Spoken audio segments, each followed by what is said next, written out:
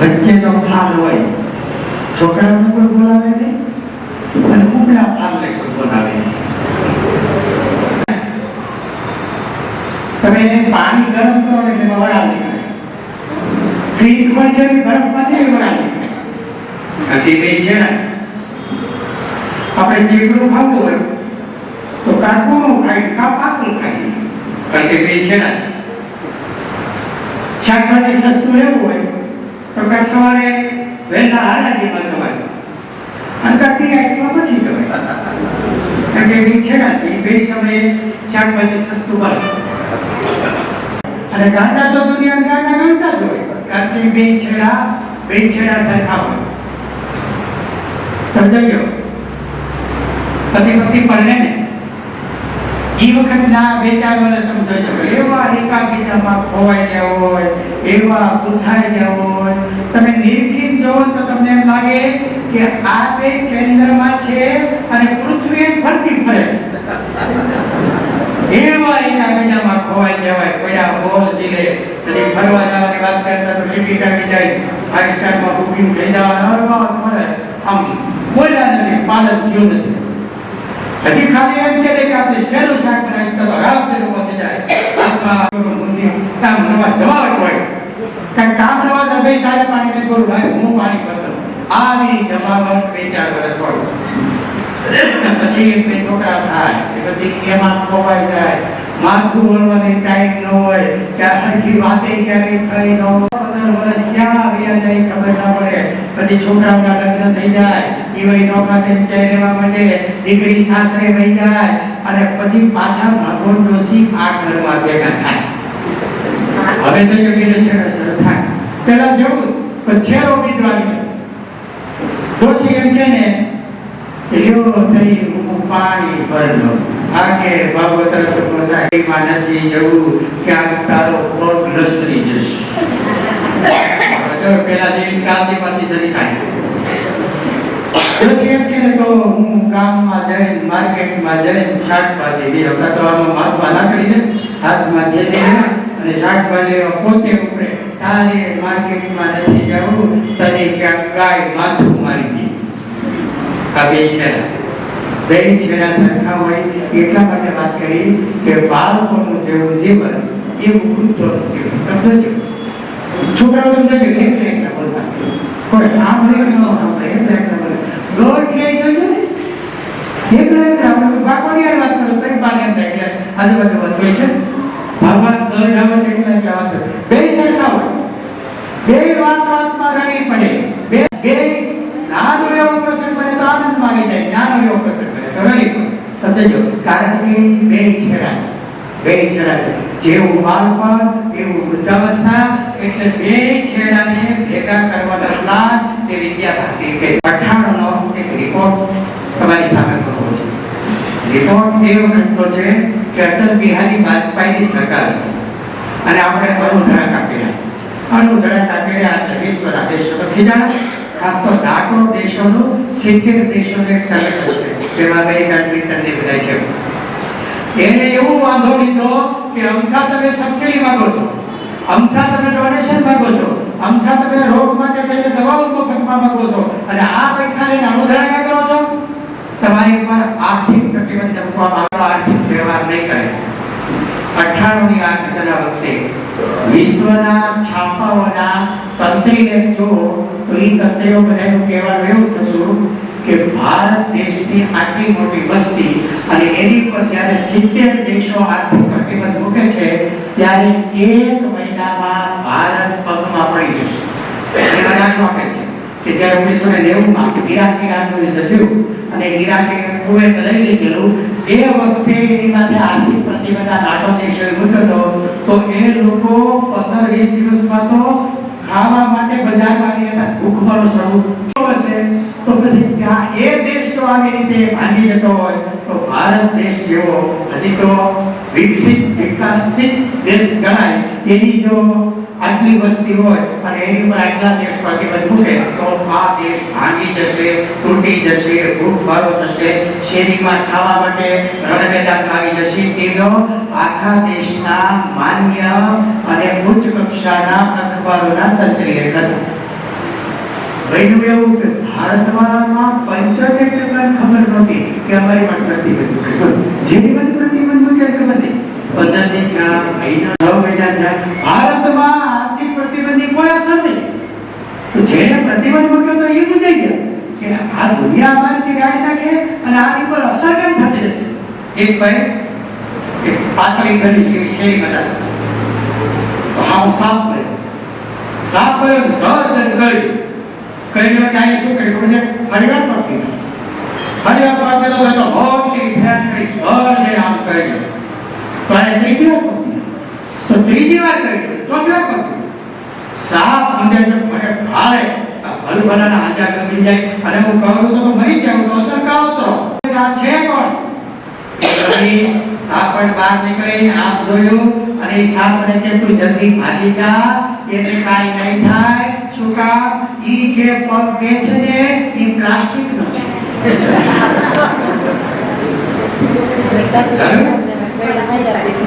આ લોકો કે આવડા દેશ ઉપર પ્રતિબંધ મૂક્યો ભારત ઉપર અસર કેમ થતી નથી 1.5 વર્ષ થયું 2 વર્ષ થયું પછી બીજું કાઈ ન થયું ભારતને ખબર નહીં પણ એ લોકો મોકો ગોતવા માંડ્યા કે કાંઈક એવો બનાવ બને તો પ્રતિબંધ ઉઠાઈ લે અમથી કઈ અસર તો છે ને 2 વર્ષે પ્રતિબંધે ઉઠાવી ભારત વાળા તો કોઈ ખબર નહીં ઉઠાવી લીધો પણ ત્યાંથી એક પ્રતિનિધિ મંડળ ભારતમાં કે દુનિયાનો આ કઈ પ્રકારનો દેશ છે કે આવડા મોટા પ્રતિબંધ પર આની કઈ અસર થતી નથી એ આખા દેશનો પ્રવાસ કર્યો 15 દિવસ સુધી શહેરમાં ગામડે લોકોને ગયા અને એને જે રિપોર્ટ તૈયાર કર્યો એ આપણા બધાની ગજગજ છાતી ફૂલે ભલે જૂનો રિપોર્ટ છે પણ આપણે બધાને ખૂબ ખુશી થાય એવો રિપોર્ટ છે અને એમાં એક વાત જેનું ગામડું સ્વાયત્ત છે ગામડું સ્વાયત્ત એટલે શું માનવ બાજુમાં ટોટા ગામ છે માનવ તરવડા ગામ છે આ ગામ ઉપર કાલાવાળા બધા પ્રતિબંધ મૂકે તો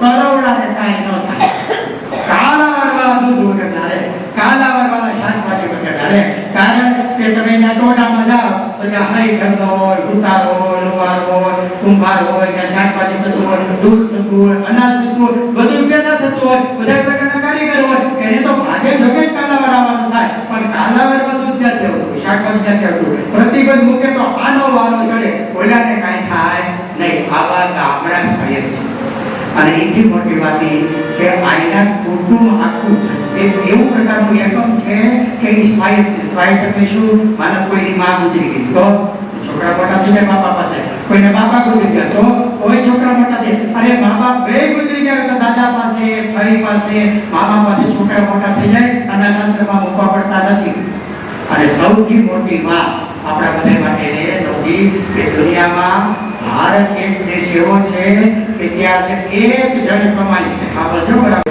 આ બધાને ખવારે પીવારે પ્રસંગ કરે એટલું જ નહીં આના કરિયાણા કરે અને એ કીડિયાનું પૂરે કૂતરાને રોટલો નાખે ગાયને રોટલો નાખે અને બધાને આનંદ કરાવે અમેરિકામાં એવું નથી અમેરિકામાં કમાઈ ખાય અને ભારતમાં કમાઈ વાપરે કમાઈ બીજાને ખવડાવે બીજી પેતર બાબતો બહુ સરસ છે અને આપણને પણ નવાઈ લાગે એવી એ લોકોનો નોંધણી છે બીજી વાત શું એક વાત કેવી ખબર છે ભારત અમીર લોકોનો ગરીબ દેશ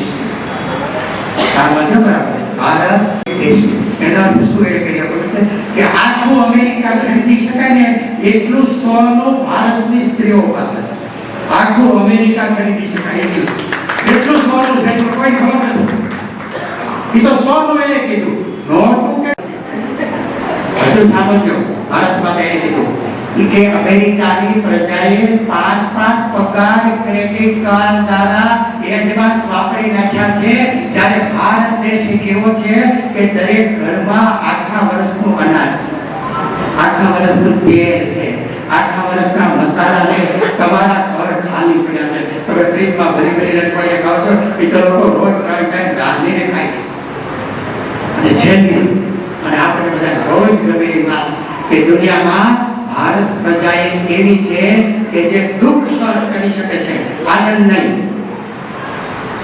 સમજો બરાબર સમજો જેવું આપણને ધ્યાનમાં ન હોય પ્લેનમાં બેઠા હોય ને પ્લેનનો અવાજ ન સંભળાય બહારના કાન ફાડી નાખે આ બહારના આપણને કહે છે શું કહે છે ખબર છે ભારતમાં કોઈ દીકરી હોય દીકરો હોય મા બાપો દુઃખ પડ્યું ને બાથરૂમમાં રોઈ લેશે, કોઈને ગાના કાશે નહીં, પણ જો એને સુખ આવ્યું ને એ તો એ જીવી ન શકે. તમને કોઈને તમારો છોકરો પહેલા નંબર મેડિકલમાં આવ્યો હોય અને તમને એ પ્રમાણપત્ર મળ્યું હોય તો ઘરમાં મૂક્યો કે 10 જગ્યાએ કયો કઈ શાંતિ થાય? અરે 10 જગ્યાએ કયો વોટ્સએપમાં મોકલો ને જમાડો, અહીં તમને આ ફોન ગાડી લીધી હોય 10 ઘરે પેના લેતો તો અહીં તમને મજા આવે. મતલબ કે આનંદ હોય ને એ તો અનેક લોકોમાં વેચે ત્યારે મજા આવે.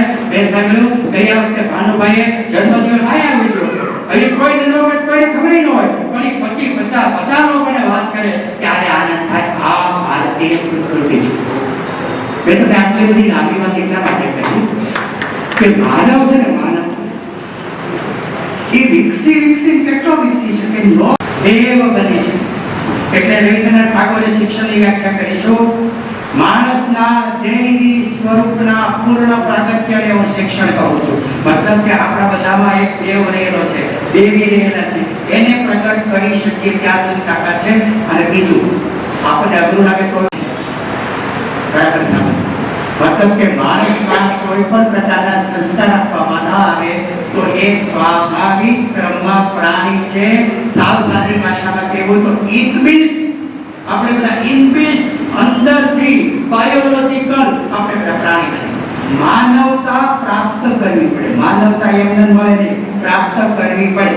હજી આ વાત સમજાતી હોય તો તમે દાખલો દો, છોકરીના 5-7 બચ્ચા તો તેને મોટા કર્યા કે જેને માવો નહોતો જોયો, પછી એના બચ્ચા થયા, એને મોટો કર્યો, એને માલા નો થયો, આવી 5 પેઢી એવી મોટી કરી કે જેને કદી માવો જોયો નહોતો, 6ઠી પેઢીના બચ્ચાને જેવા ફૂટાયા એવા તાતણા તોડી અને માવો બનાવવા માંડ્યા.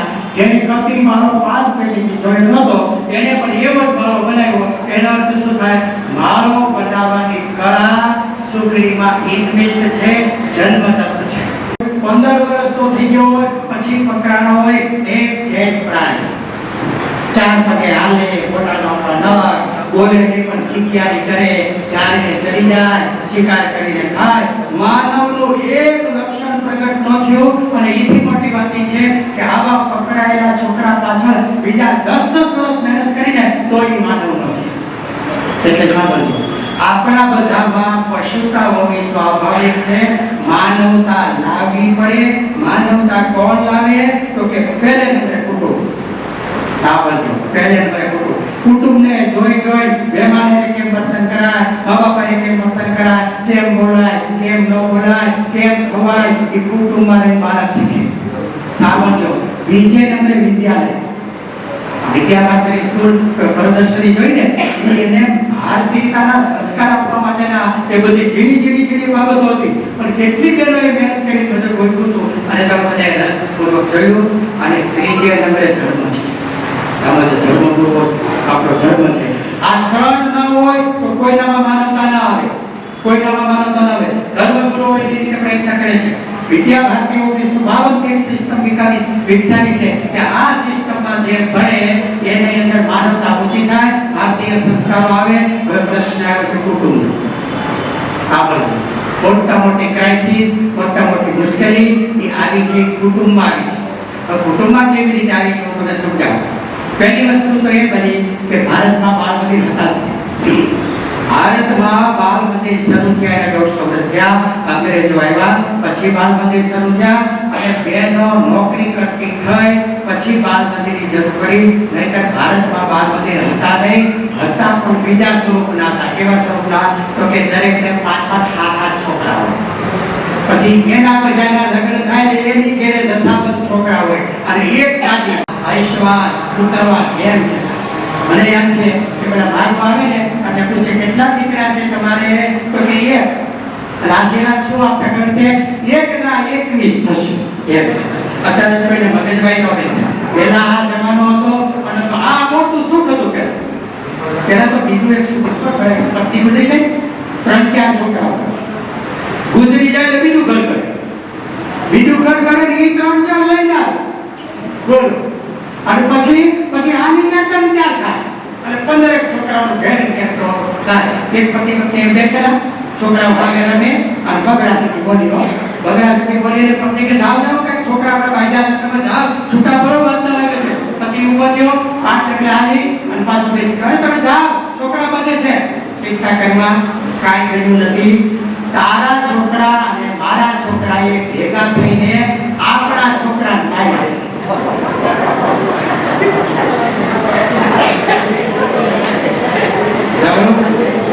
નાના હોય મોટા હોય, લાવ્યા હોય મોટા હોય, નવા હોય નાના હોય, રેટિંગ કઈ આજકાલનો થોડો દાદીમાં આખું ટોળું લઈને બેસતા.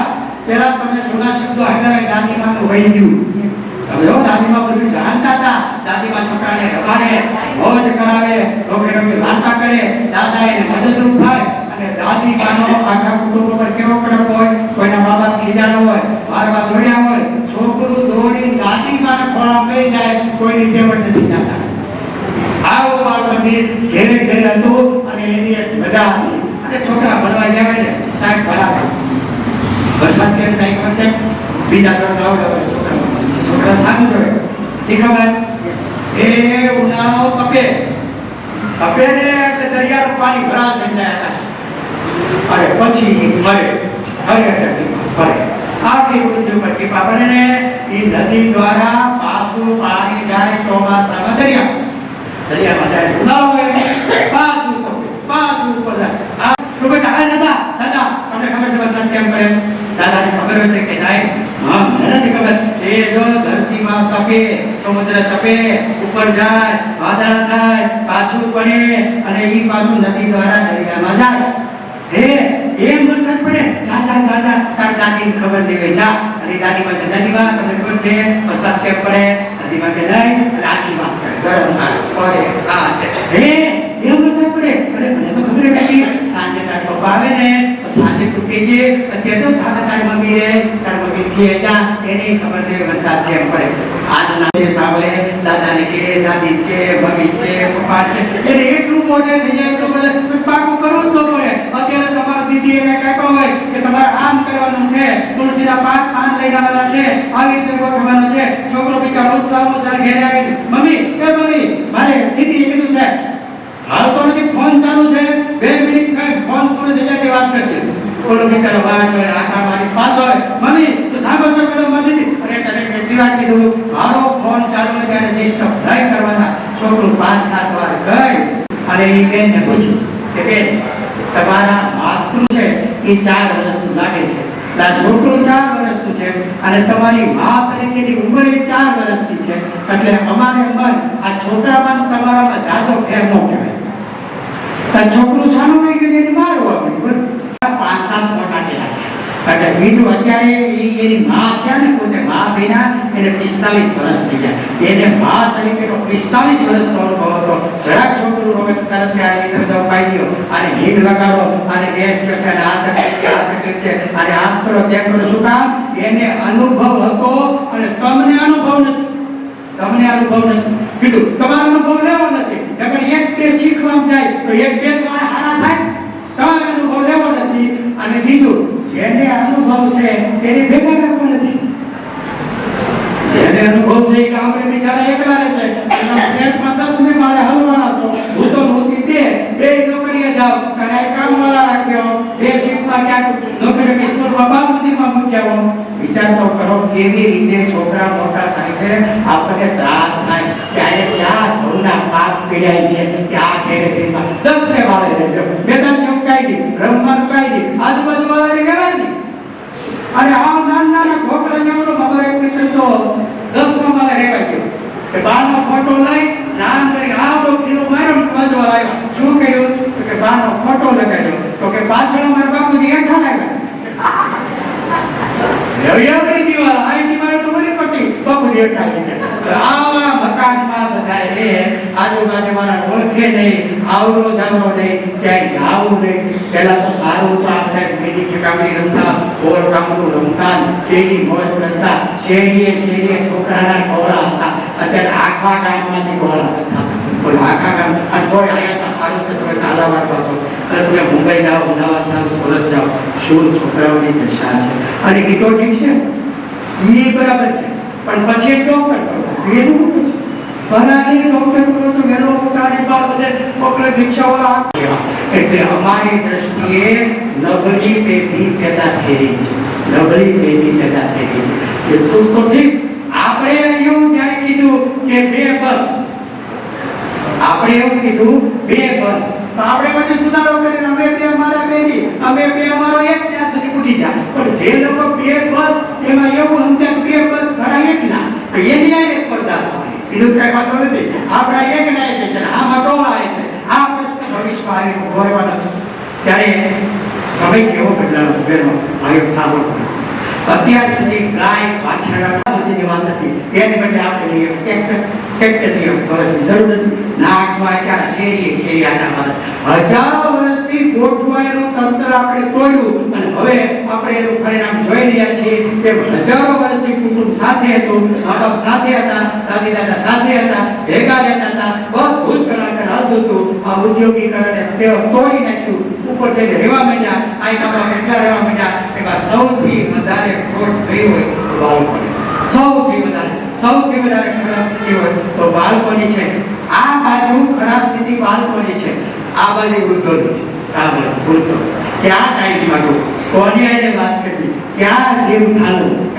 સંશોધન તો એવું કહે છે કે જે વૃદ્ધોએ પોતાના છોકરાને રમાડ્યા છે એ વધારે જીવે છે, એ તંદુરસ્ત રહે છે, અને વધારે કામ કરી શકે છે, વધારે ભણવા આવે છે. અને એકલતા છે ને ભલભલાને મારી નાખે. અને ભાગો ડોસી 2 હોય તો વાંધો નહીં, પણ 2 માંથી 1 ખડે ને ત્યારે ભેગાની મેળા પત્ની ગુજરી જાય. અને પત્ની ગુજરી ગયા ત્યારે 4 લીટી બદલી કેવી કે ડુંગર ઉપર દવ ભળે અને ખંડ વરસે અંગાર.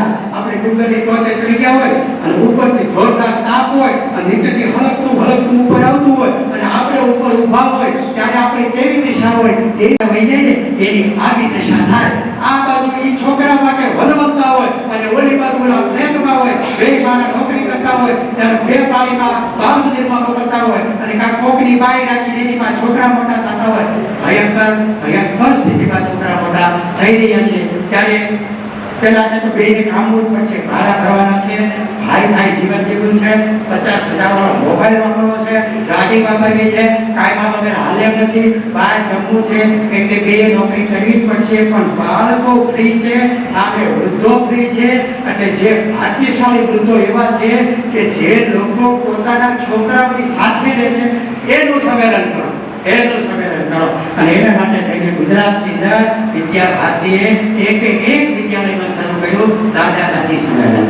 આ દાદા દાદી સંમેલન યોજવાનો હેતુ આ કરવાનું છે. હું દાદા બાળક જે કરી કરવાનું, બાળકને પ્રેમ, ભેગા રમો, ભેગા હલવો. તમને કરતા આવડતું હોય સારી જગ્યાએ કરતા શીખવાડો, એને કેટલું શીખવાડો, એને ગીત શીખવાડો, ઢોલ શીખવાડો, ભજન શીખવાડો, રામાયણની વાત કરો, મહાભારતની વાત કરો. તમારો આખો ખજાનો છે ને એ ખજાનો એને નાખો. શું કામ? શિક્ષણનો હેતુ છે વારસો ટ્રાન્સફર કરવો. યાદ રાખજો, શિક્ષણ એટલે શું? હજારો વર્ષથી માનવ જાતે જે જ્ઞાન પ્રાપ્ત કર્યું છે એ બીજી પેઢીને આપવાનું કામ. આજની તારીખે માનવ ક્યાં છે હું તમને કહું. કોઈ નિકોબારનું નામ સાંભળ્યું છે? નિકોબાર કેટલાય સાંભળ્યું છે? નિકોબાર આંદામાન નિકોબાર નામના 2 ટાપુ છે. નિકોબાર ટાપુમાં આજે જારવા લોકો 5000 વર્ષ પહેલા રહેતા હતા, એમ જ રહે છે. કોઈ કપડા પહેરતા નથી, કુટુંબ વ્યવસ્થા નથી, અને એકદમ હાવ પ્રાણી નજર રહે છે. અને સરકારે એને રક્ષિત એરિયા જાહેર કર્યો છે, કેમ નજર રહે છે? એટલા બધા ઝેરી છે કે એની વધારે અભ્યાસ કરવો હોય તો સચિદાનંદ જેવું એક પુસ્તક છે આંદામાન નિકોબાર, ઘરે વાંચવાની ભલામણ. એસ્કીમ લોકો અને ધ્રુવ પ્રદેશ વાળે છે, એને હમણાં લઈ આવ્યા અને પછી રાખ્યા. બપોરનું ટાણું જોઈને કીધું હાલો જમી લઈ. અને ઓલા સાતકામ જોવા માંડ્યા કે ચાલો જમી લઈ. એટલે ઓલા શું કે ખબર છે? એમ જમવાનું હોય એને હું તો ખબર છે, ભૂખ લાગે ત્યાં ખાવાનું, બપોર ખાવાનું, સાંજે ખાવાનું, એવું ન હોય. ભૂખ્યા થાય ખોરાક પડ્યો તો એ તો 5 કોષ સ્ટોક રાખે, જે ભૂખ્યો થાય એ ખાય. આપણે કેમ પ્રાણીને તમે નાખી દો ખાવાનું તો ભૂખ્યા થાય એ ખાય, બાકીના બેસે. એટલે આજની તારીખે પણ પશુની જેમ જીવનારો વર્ગ છે, અને એની સામે હાઈ જીવનારો વર્ગ છે. એની સામે ભારતમાં પ્રકૃતિની સાથે રહીને જીવનારો વર્ગ છે. અને બધા જ દાદા દાદીઓને મારી વિનંતી છે કે વધારે સમય, સાંભળજો, વધારે સમય બાળકોને આપો. આપણી સંસ્કૃતિ આની વાત કરી હતી કેવી રીતે કાનો એટલે તમારો છોકરો સામન ઈ કામો એને લાગી જાઓ. લોકો છોકરા એને શીખવાડ્યું હતું કે લાલા ખૂબ રહો, લાલા ઉઠાડો, લાલા ના કરો, લાલા તે કરો. એ તો લાલો ન હોય તો તમારે પિત્તળનો લાલાન કરવાનું હોય. ઘરના લાલા હોય બીજા લાલા હિંચકાવાના હોય. આ જીવતા લાલા બહેનોને ખાસ મારી વિનંતી છે કે તમારે ત્યાં દીકરાના દીકરા હોય, દીકરીના દીકરા હોય, એનું પાલન કરવું. એથી મોટી તમારા માટે કોઈ ભક્તિ નથી. એથી મોટી કોઈ ભક્તિ નથી. દાદાઓને ખાસ છોકરા પાડે સાંભળ્યો તમે એને બી છોકરો સ્કૂટરમાં જવાનો, હમીપુરમાં જવા સાથે જવાની હટ કરે અને સમજી જાય કે ઘેરે જોવાનું હતું એટલું જોવાઈ ગયું છે, હવે બહાર જવું છે. એટલો બધો એનો ગ્રાસ્પિંગ પાવર હોય છે એને આખી દુનિયા જોવી છે. તમે જોજો કેટલું નિરીક્ષણ કરે, કેટલું જોવે, કેટલા અખતરા કરે. ભગવાન હજી એમાં છે. એટલે તમે બહાર જાઓ, છોકરાઓને લઈ જાઓ. બાળકો તમારી વાત જોઈ બેઠા છે અને તમારી વાત યોગ્ય એટલા માટે છે કે મા બાપ પાસે ટાઈમ નથી. બીજું સમજણ પણ નથી. મારી દ્રષ્ટિએ એક્સિડેન્ટલી મા બાપ બહુ વધતા જાય છે. એક્સિડેન્ટલી મા બાપ એટલે શું? કોઈ તૈયારી વગર મા બાપ થઈ ગયા હોય. ખેડૂત સારો ખેતર ખેડે, એની અંદર ખાતર નાખે, પછી બી વાવે. આને તો ખબર જ ન હોય છોકરા થઈ જાય. આવી પોઝિશનમાં જીવનારો એક મોટો વર્ગ છે. ત્યારે તમારી પાસે બહુ જ મોટો અનુભવ છે. આ અનુભવનો તમે તમારા છોકરાઓને નામ આપો એવી વિદ્યા ભારતીને તમને અપીલ છે. સાથે સાથે કે અત્યારે ઉદ્વેગ વધ્યો છે. સામજો આપઘાતનું પ્રમાણ વધ્યું છે, ટેન્શન વધ્યું છે, પતિ પત્નીના પ્રશ્નો વધ્યા છે. મારા બાળ વ્યવહાર સમજો બેને ભળે છે વૃદ્ધિ, પતિ પત્નીના પ્રશ્નો વધ્યા છે. વોટ્સએપને કારણે ઘર સંસાર છે એ અલગ અલગ થાય એવા પુષ્કળ બનાવો બની રહ્યા છે. એવા સમયે તમારી સમજણ, તમારો અનુભવ કુટુંબ માટે બહુ જ જરૂરી છે. જુનાગઢ કૃષિ યુનિવર્સિટીમાં મારું કર્યું. મેં માતા પિતા વિશે વાત કરી, બાબા આપણે બોલવા છે ક્યાં હું કરો એટલી અમારે માથાકૂટ કરે છે, એટલી અમારે માથાકૂટ કરે છે કે ગોળિયા કરે છે કે આખા ઘરનું વાતાવરણ ડિસ્ટર્બ કરી નાખે છે. તમારા બધાને વાતો કરવી છે. શ્રવણ ભેટ ક્યાં થયો તો કે તે ટાઈમમાં શ્રવણ થયો, પછી એ કઈ શ્રવણ થયો, પછી થયો એમ ન થાય. વાતો કરવી હેલી છે. ગોળિયાને રાખો ત્યારે ખબર પડે તો બધાઈ ગયો, આખું વાતાવરણ બદલી ગયું. અમારા એક શિક્ષક એના આપણે જુદા થતા હતા ને તો એ ફઈ હતા, એ શિક્ષિકા બધા ભૂલ ગયો. બધા સમજાવ્યું કે આ ફઈ ખરી પાઠ છે, તમે એની ભેગા રાખો, કાલે મારે ગુજરી જાય વિશ્વતે તમને મળવાની છે અને ઓલા વિષય ભેગા રાખે. પછી એને 15 વર્ષ રહી ગયા. 15 વર્ષ રહી ગયા. હું ત્યાં ગયો ને 2 વર્ષ શિક્ષકને પૂછ્યું કે આ ફઈનું શું થયું? મને કે ખરીનું પાઠ હતું ને એ હજી ખરીનું નથી. મને કે ખરીદું નથી એનો વાંધો નથી, એ અમુક જામતું જાય છે. અમારામાંથી એકાદો ખરીદા પણ એ નહીં ખરીદ. સમજાવું તમે? આ છોકરાઓએ એટલી બધી વાત કરી સાત ગળિયાનો અમને ત્રાસ છે, અમે ત્રાસી જાય છીએ. ઘરમાં આખું વાતાવરણ પેલા એના જમાનામાં કાંઈ નહીં હોય, અત્યારે ખાધા જેવું છે, નાખ્યો વાત નથી, પણ આ જણા ગામ ખાવા દેતા નથી. બોલો મેં પ્રિન્સિપાલને કીધું જો જવાબ. પ્રિન્સિપાલ હાથ જોડીને કે ના તમે જવાબ દો. સાંભળજો, વિદ્યાર્થીઓ તો એન્જિનિયરના, પછી મેં કીધું લોખંડનો હમણાં ફ્રી થાય થોડી વાર તમે ક્યારેક ચલાવો છો ક્યારેક નથી ચલાવતા. ફ્રી થવાનો ફોન કરો. 15 વર્ષે ઘસાઈ બેરિંગ બોલવા માંડે તો આ મગજ જે રાત નથી કામ કરે છે, આપણે સુઈ જાય તો એ સૂતું નથી, રાત નથી કામ કરે. ત્યારે વક્તવ્ય સાંભળો તો ખુશ થઈ જાવ. ઘણા બધા પ્રશ્નો કરો છે. દુનિયાના બુદ્ધિજીવી મારી ઘર સુદર્શનજી એક વખત કેવું કર્યું કે સુદર્શનજી કાર્યાલયમાંથી ચાલવા નીકળ્યા, પછી ક્યાંય મળે જ નહીં. સરકારમાં તો હા હો થઈ ગઈ, બધા ગોતવા નીકળી ગયા, સ્વયંસેવકો ગોતવા નીકળી ગયા, લશ્કરના માણસોને દીકરાની ટુકડી પડાવી લીધી, વિસ્તાર ઘડી લીધો, ઉપરથી હેલિકોપ્ટર જોવાનું શરૂ કર્યું. ક્યાં કાંઈક શરીરના આ કક્ષાના વ્યક્તિ હોય અને કોકેનું હરણ કરી જાય તો દુનિયામાં નથી એને આખી નામો શીખાય. તંત્ર કામે લાગી ગયું. 2 કલાક પછી મળ્યા. ક્યાંથી મળ્યા કરે છે? અંદર બાવળિયા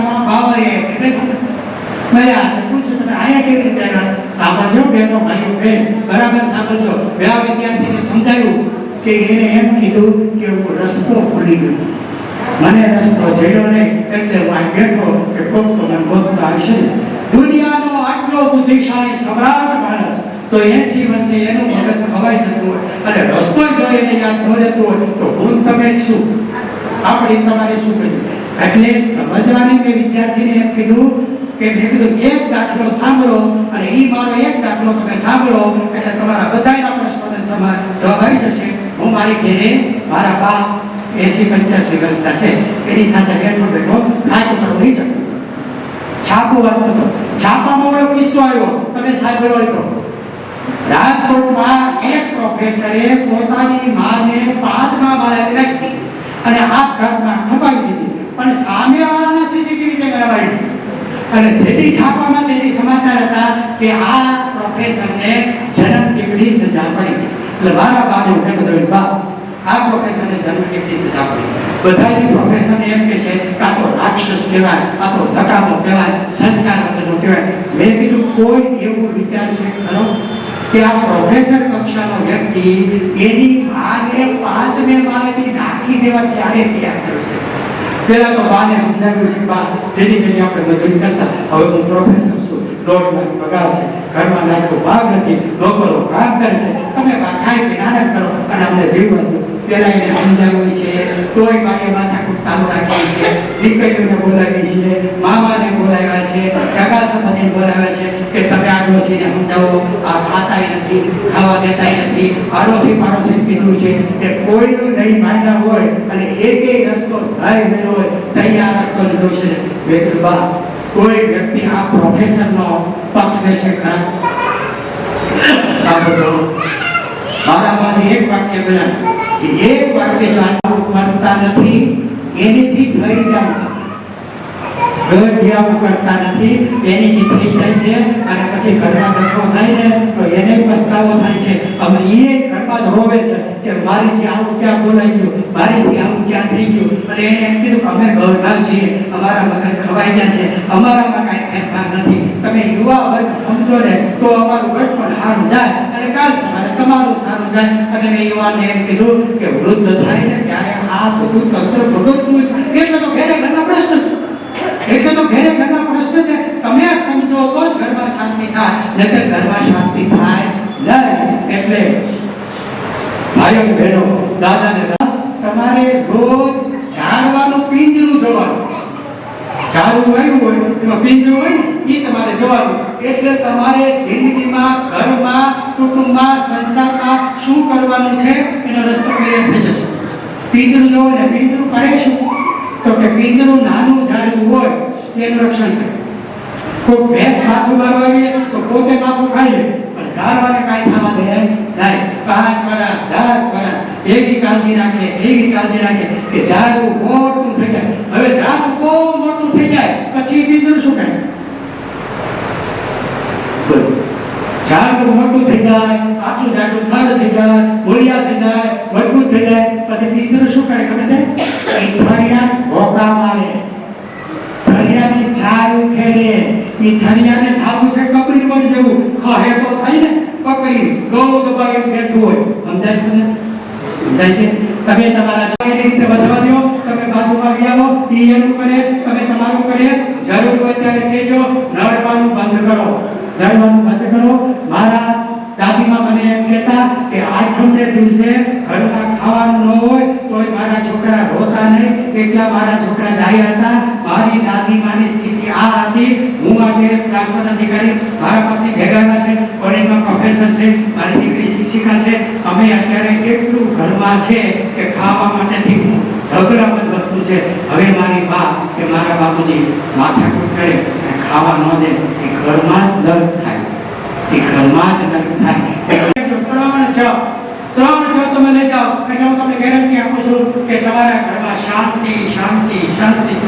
3 જ બરાબર યાદ રાખજો. પહેલો જ જતું કરો. અત્યાર સુધીમાં 10 વાર ફ્રૂટ આવ્યું તમને દીધું હોય અને તમે ખાધું હોય અને એકાદ વખત ન દીધું હોય અને તમે ઘર ઊંચું લ્યો, જતું કરો ને તો કાંઈ નહીં, કાલ દેશે, તેથી પછી દેશે. નો લાવ્યો ક્યાં આપણે ખાવાના હતા? જતું કરો. દોઢિયાનો મોટો પ્રશ્ન થઈ હોય છે કે એકાદ બનાવ, એકાદ વખત ધ્યાન ન દેવાનું. એ વાત કરી ઘરનું વાતાવરણ બગાડ્યા કરે, બોલ્યા કરે. ભાઈઓ બહેનો, ચાર્લી ચેપ્લિન નામનો એક મોટો હાસ્ય કલાકાર આવડી છડી લીધી, છડી લઈને કે નીચે ઉતરશો કે નહીં, એટલે કાવડ આપી નાખીશ, ઓલું ઉતરી ગયું ખબર પડે પાછો શરૂ કર્યો. એ કાનો હતો, કાવડ ઉપર ચડી ગયો, ઉતરતો નતો, છડી લીધી, દાંડાએ કાપવા ઉતરી ગયો. કાવડ જાય આપી કાલે ત્રીજા દિવસ કર્યો, એ કાનો હતો, કાવડ ઉપર ચડી ગયો, ત્રીજા દિવસ થી તમે રાત જ કરે હવે 40 જણને શું કીધું, આવો સરસ ઢોળ બધાને આવ્યું. અને ત્રીજી વાર તો તમને ભેગું નહીં, હારી બાબતે તમને ત્રીજી વાર ગમતી નથી તો જિંદગીના દુઃખના પ્રસંગો શું જાગ્યા કીધા કરો છો, શું જાગ્યા બોલ્યા ગમે કોઈને જોક્સ નો ગમતા હોય તો ઓનાની રીતે આમ કીધું, તારે આવું આમ કીધું, તારી માએ આમ કીધું, એ ગમે કોઈને એ કોઈ દિવસ યાદ ન કરો. એટલે પહેલો જતું કરો, જતું કરો. કોઈ બોલી નો જાતે કાઈ નો છે કાઈ ટીકડી નો દેવાનો કાઈ બે વાર બોલી જાય, બે શબ્દ કીધા તો કીધા, જતું કરો. જતું કરો.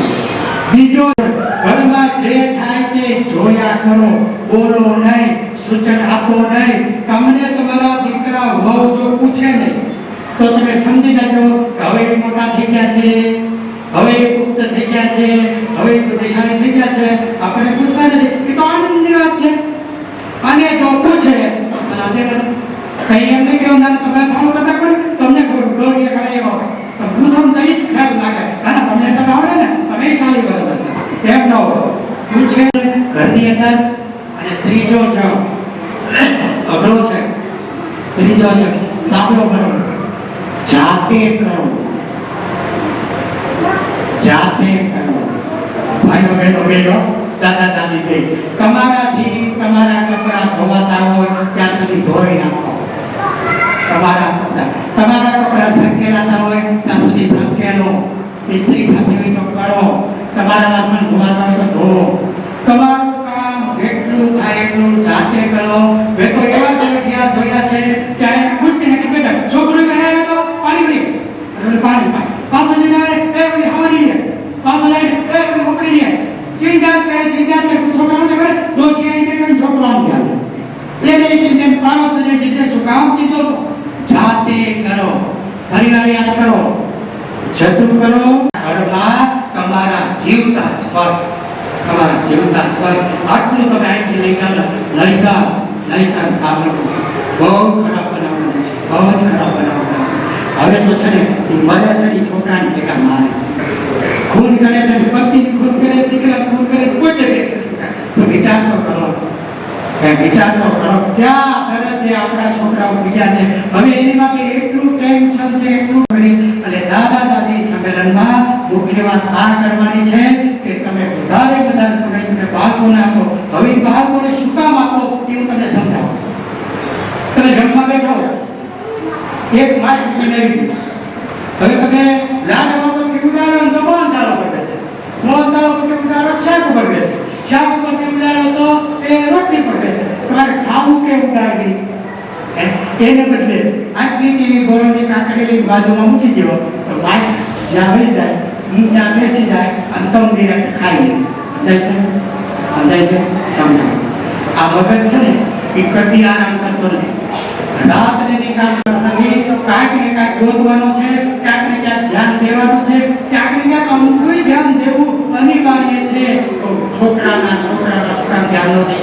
એમાં જીવ રાખવાની, એને રમાડીએ, એને ફેરવીએ, એને નવડાવીએ, એને હાથ ફેરવીએ, એને વાર્તા કહીએ, એને રામાયણ સંભળાવીએ, એને મહાભારત સંભળાવીએ, એને શ્લોકો બોલે, એને ધોલ લાડ લગાવું, કાનાને લાડ લગાવું. એ ભક્તિ તો જ્યાં થાય ને તો તમે જ્યાં રોકાઈ ગયા ને તો તમારા છોકરા નિરાંતે ખાય કોઈ નથી, એને હાથ ફેરવવાનું કોઈ નથી. હું તો એમ કહું છું કે છોકરું છે ને એ 8 વર્ષનું થઈ ત્યાં સુધી તો દાદા દાદી ભેગું શું, દાદા દાદી ભેગું શું છે. અને પછી બાજુમાં શું છે, રોજ એને હાથ ફેરવવાનો હોય અને હાથમાં એ છોકરાને સ્વર્ગ છે, એ છોકરાને સ્વર્ગ છે.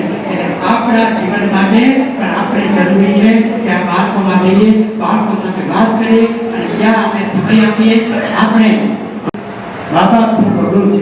આ 2 પુસ્તક વાંચવાની ભલામણ કરું છું અને તો તમને છોકરા ખોરાક છે એ સમજાશે. એક વાસ્તવિક બનાવ કરી અને મારી વાત છે એ પૂરી કરું. તમારા સૌનો ખૂબ આભાર કે આટલી કઠણ વાત આટલી સારી રીતે તમે સાંભળો છો, આટલી ધ્યાનથી સાંભળો છો.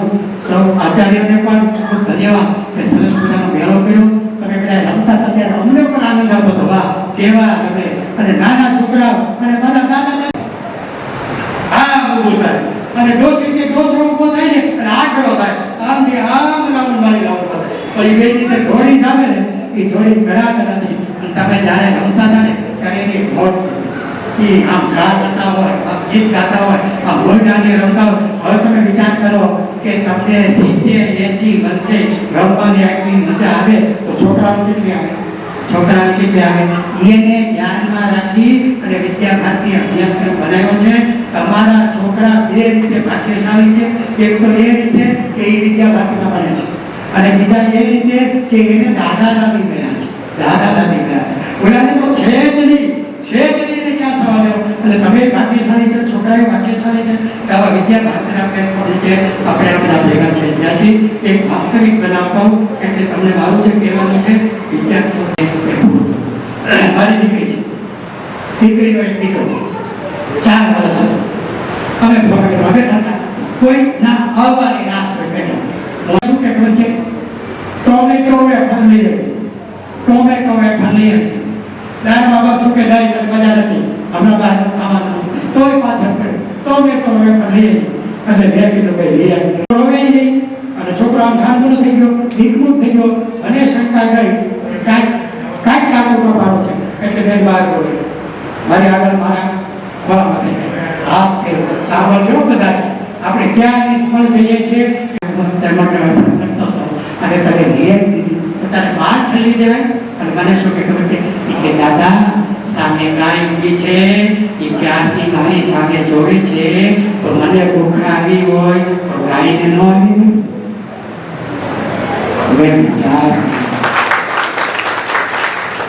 છોકરાઓની એક દુનિયા છે, એ આપણી કરતા અલગ દુનિયા છે. એ ભીંગી કોટીને હાચા કરે છે, એને સુવડાવે છે, એને હિચકાવે છે. એ ઘોડો રમે ને તો એ થાકે એટલે એમ માને છે ઘોડો થાકી ગયો છે, એ પાણી પાય છે. એની દુનિયા છે. એને દુનિયાને સમજવાની ટેવડ આ નવી પેઢીમાં નથી, તમારામાં છે. તમારામાં છે. તો તમારા છોકરા ત્યારે જ ભાગ્યશાળી હોય કે તમે એને સમજો, એની સાથે રહ્યો, તમે આનંદ કરો, છોકરા આનંદ કરે, તમારા કુટુંબ આનંદ કરે. અને 1998માં રિપોર્ટમાં જે ભારતીય કુટુંબની દુનિયાએ સરાહના કરી છે એવું કુટુંબ બને. એને માટે ભગવાન આપણને સદબુદ્ધિ આપે. ભારત માતા કી જય.